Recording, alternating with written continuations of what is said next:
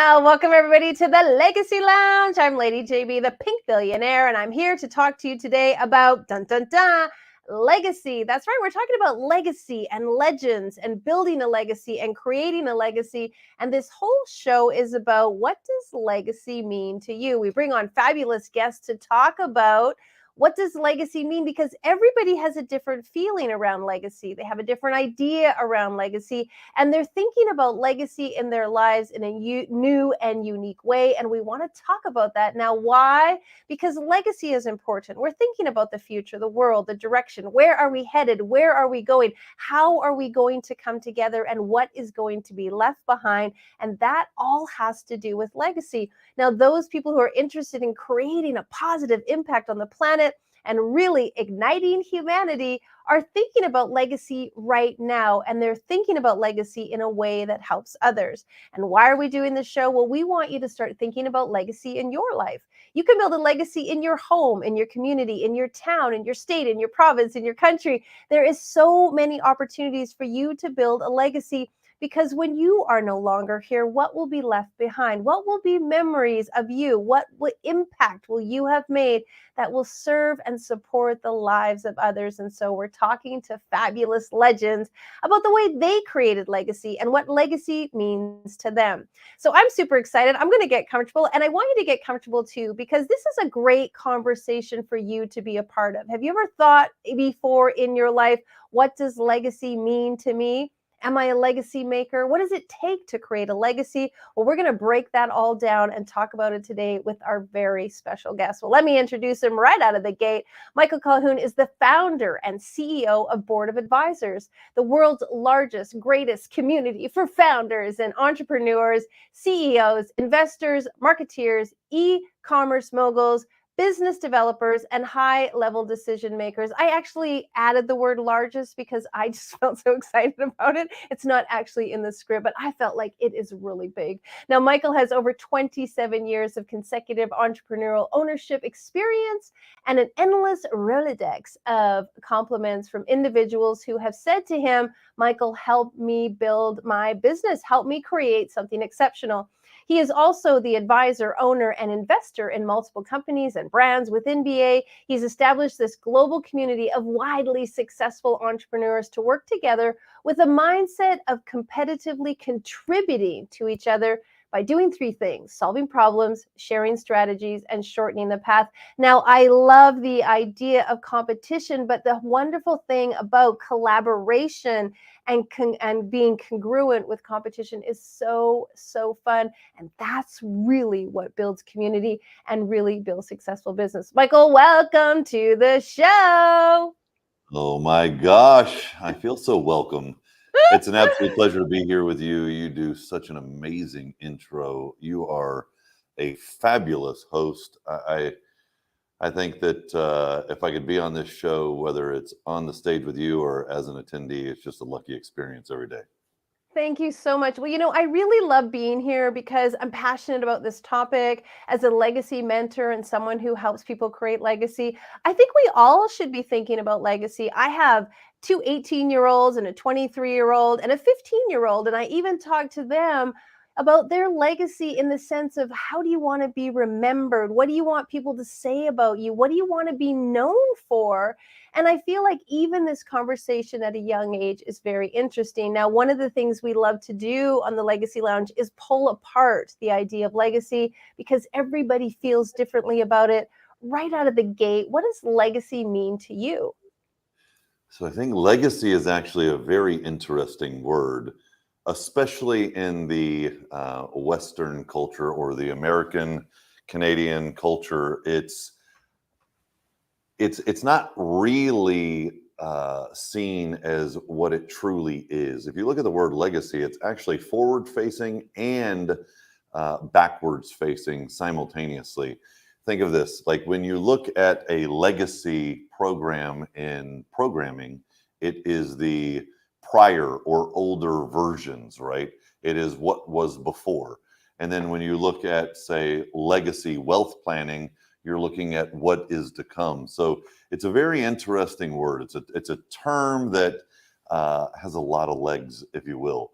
I like to also kind of look at where most individuals start to begin to think of legacy. They start thinking, most individuals think, what am I going to do that has purpose, meaning, and creates value long term for my legacy? So if we just kind of, let's just choose the average scenario. You're turning 40. That's that weird number where you start thinking, did I do anything important, and am I doing anything important? Right? It's like a line in the sand. It's a crossroads, and you begin to start to value your time and what you're doing, and does it have purpose, and are you building a legacy? So it's that moment where you're looking both backwards and forwards simultaneously, and you start to carefully plot your actions and your vision for yourself. And then I think legacy begins to align with the word vision, because everything begins in a sense to start with an idea of what would be my best legacy. Where is my passion? What do I enjoy? And where could I be most authentically me, that resonates with others, and that potentially has such value someone else could pick up the torch, and if we just think, say, family members picking up the torch for the next generation and beginning to carry that on to second, third, fourth generation. Do you know what the term old money actually means? Well, I've heard that term, but no, tell me what it actually means. So old money means fourth generation. Four. Fourth generation.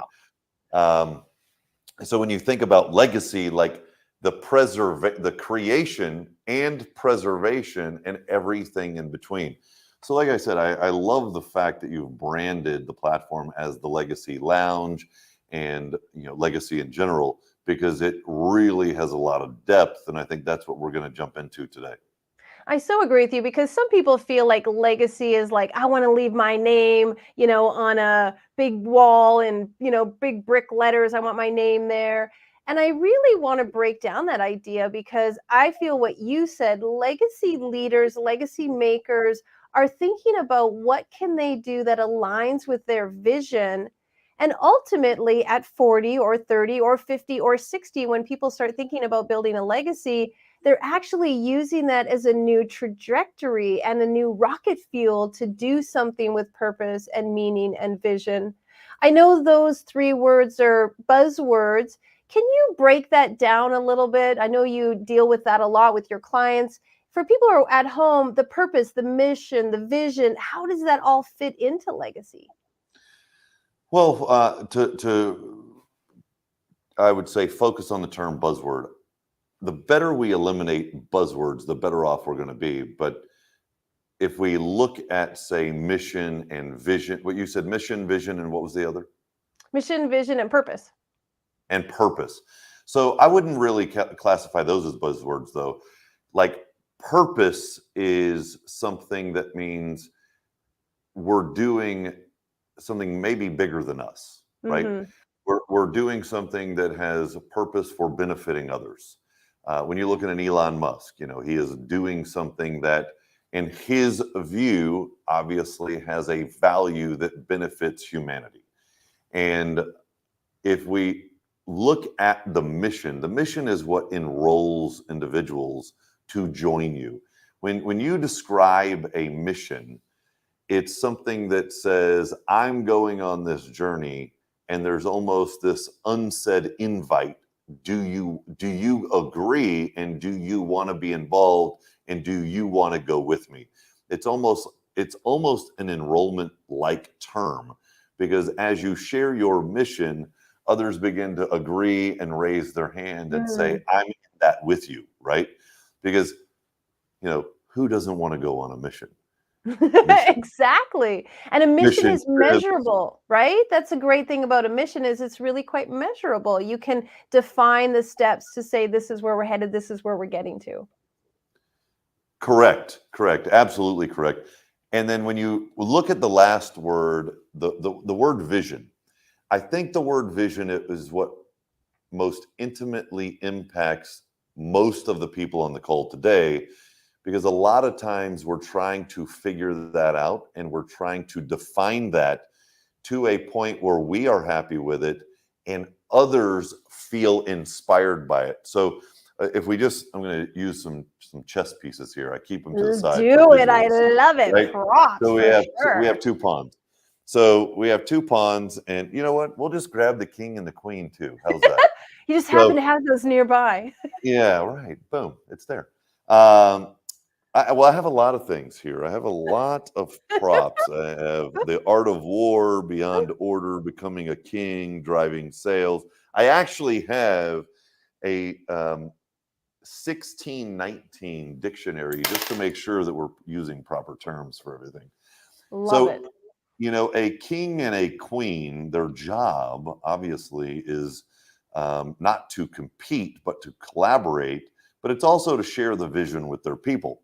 And as they begin to set that vision out there, the task becomes filling in the blanks, filling in the gap. How do we get there? And really, how we get there is all the right people. So most individuals, and I'm not saying everyone listening today, but I think everyone can identifying with the fact that we want to draw a vision that encapsulates many, inspires, and includes. This is what we can do together. Like if we all Mhm. work together, this is what is accomplishable. So casting the vision with a vivid illustration and inspiration, and then the invitation becomes the mission. Mhm. Are we going on this together? Are we going to do that together? What a perfect example and rendition of that. And I like that you share that because many people, again, who are building legacy, want to include the masses. They want as many people to benefit. They want other people to be a part of it. They want to raise up, the what is the saying? The water that rises in the tank lifts all the boats, or it rises, everyone is raised. So I feel that that's a key component around building legacy, is that most legacy makers, most legends want as many people to be a part of their vision so that as many people are benefiting.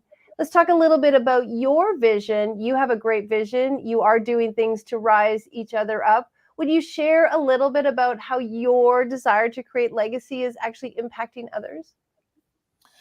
So, my vision is something that is actually interesting, and I don't share it that often broadly. I think we many times share it more intimately.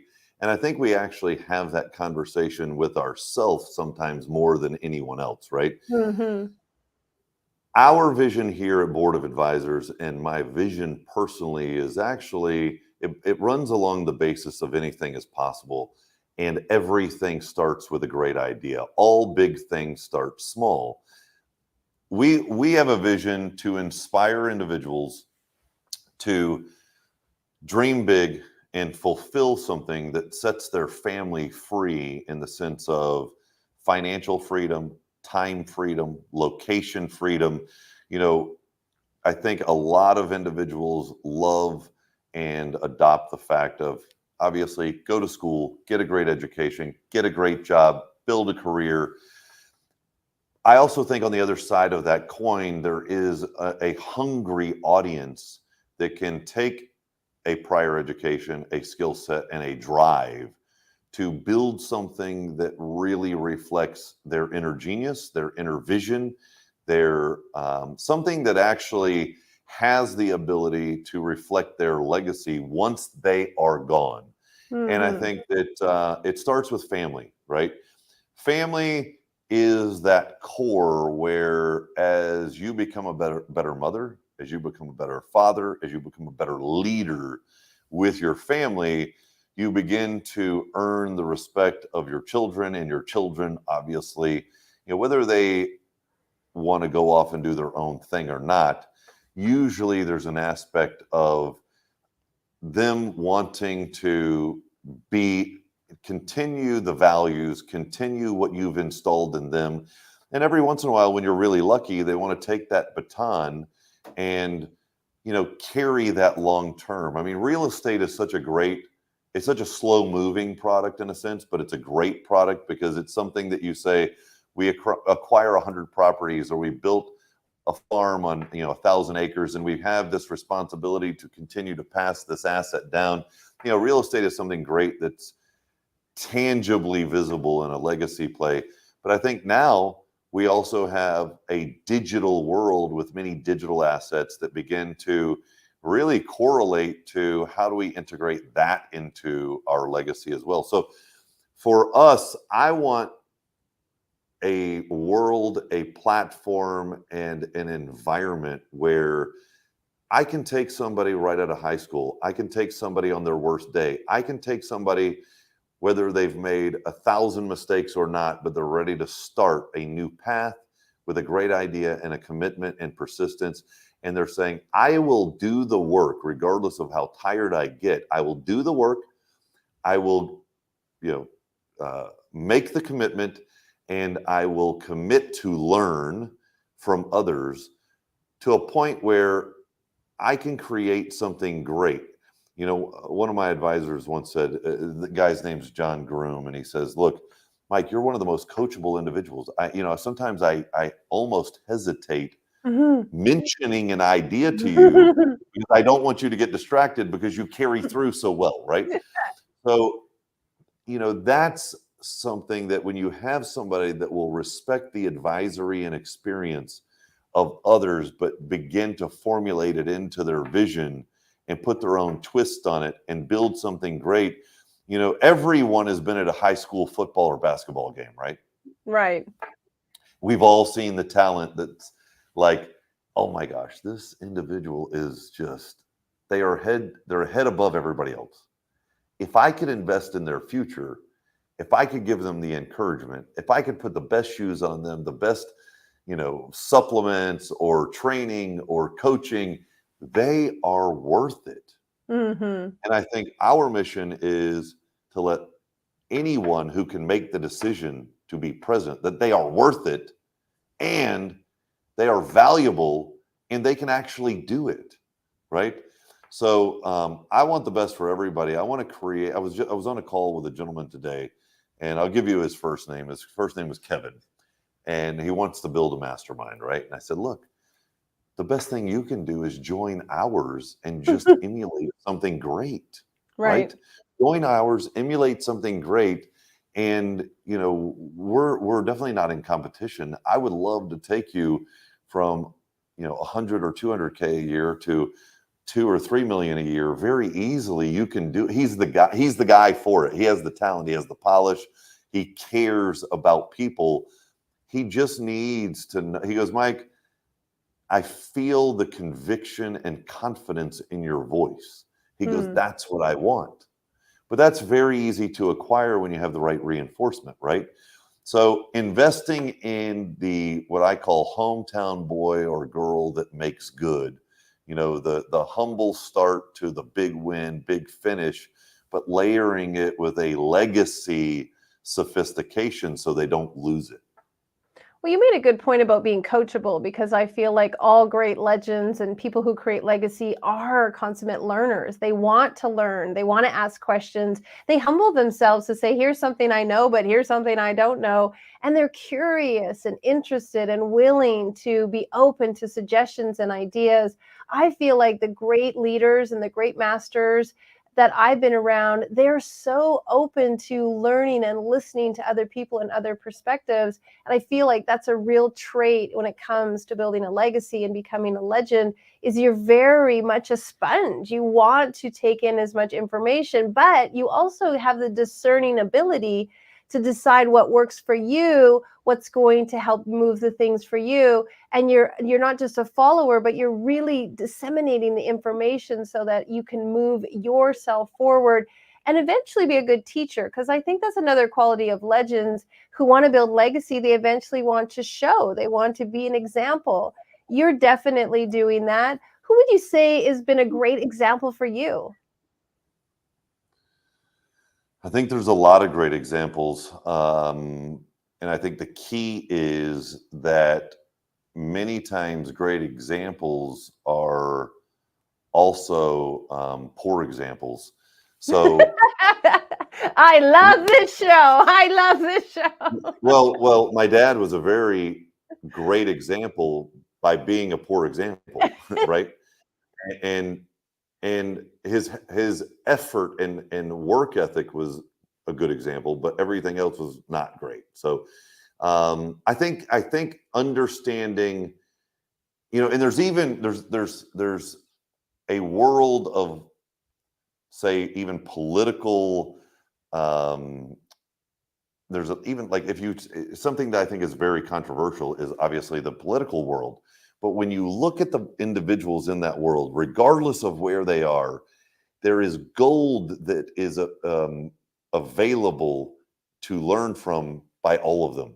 So when you True. look at something that could be highly controversial, highly emotional, and if you strip all of it out, there's so many things to learn from actually all of those players that did a certain thing right that you could be doing, right?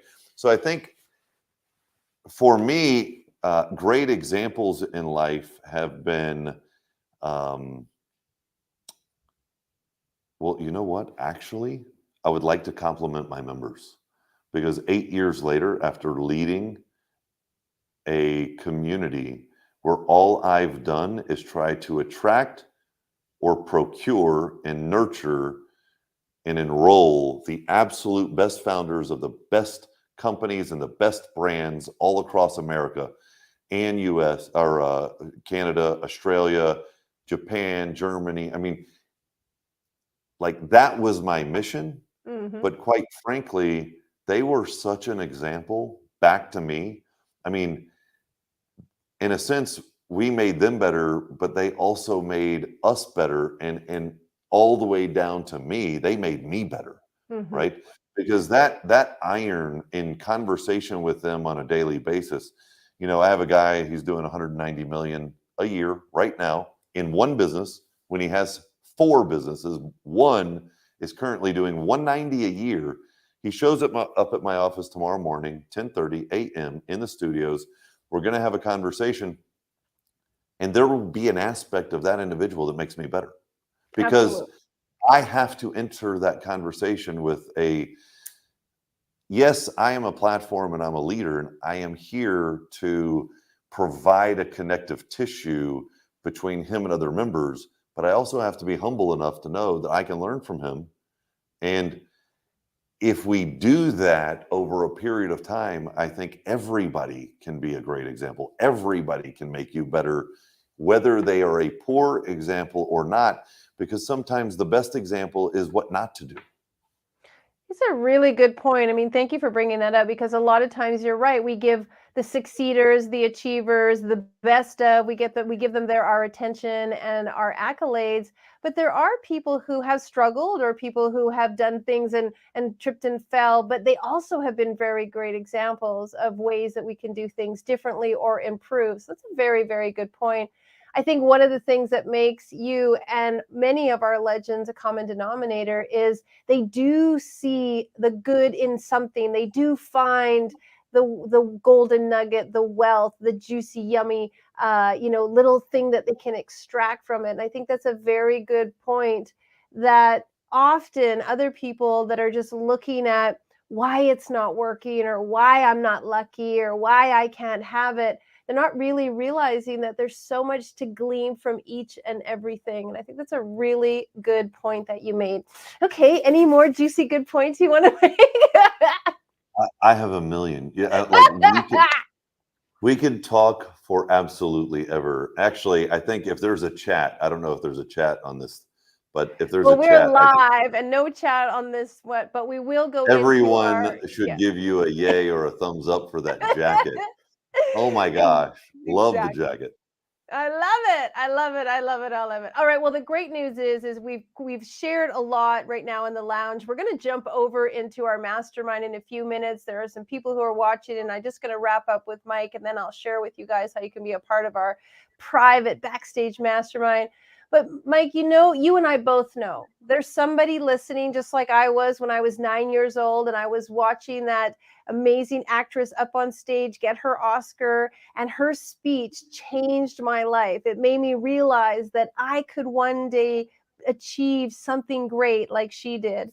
And I would love for you to say something that you feel, that there's somebody who's listening that really needs to hear Mike's voice, Mike's advice, and the one thing that Mike knows that other people don't, that is just going to speak to the heart.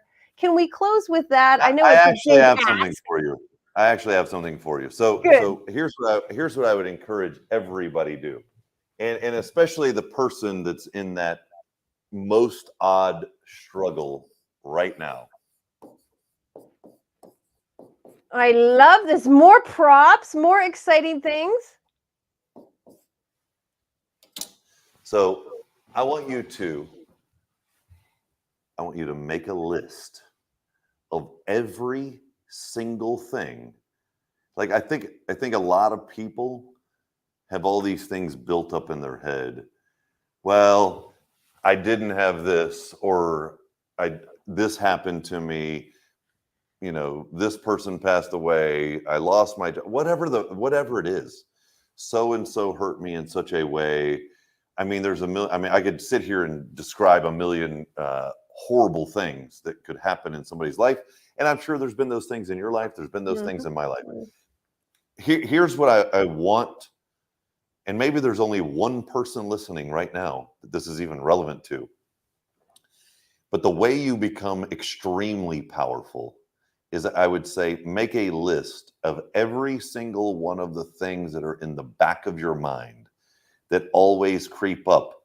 Even the things that you think you did wrong, that you keep blaming yourself for, the things that happened to you that you had to go through, that you think make you weak.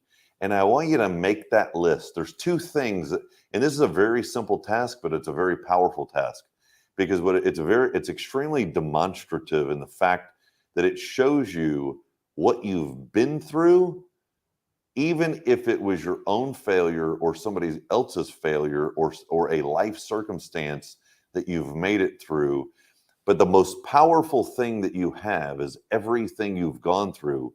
The most painful ones, move them to the top. And what I want you to do is I want you to stare at it, and I want you to think, I made it through that.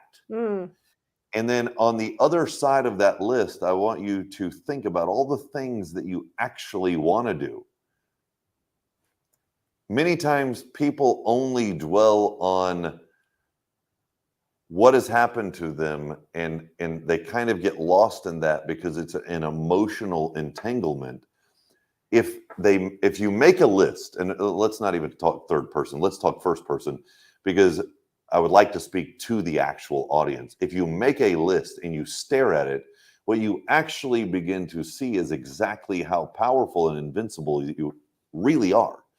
And then when you pair that with what you want to do, you see in real time on one sheet of paper how invincible you have been and are, and how really tangible what you want to do is.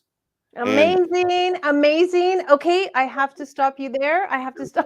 Because Yep, I told you we could talk forever. I know, and it's so beautiful. So stay with that idea. We're going to jump over into our private mastermind. Everybody, let's put it up on the screen how you can get a hold of Mike and find out what he's up to. Go to the link that we share here. Ladies and gentlemen, we love having you at the Legacy Lounge. We are here every Thursday. Legends showing up. Today's show was fantastic. If you'd like to know more, go to legacylounge.live and you can get a backstage pass to next week's show with amazing Barbie Layton. All right, big hugs and kisses. We'll see you next week. And Mike, we'll see you over in the mastermind. Absolutely. Love it. Great job, everybody. Love having you here on Legacy Lounge. Thanks for being here. We'll see you next week.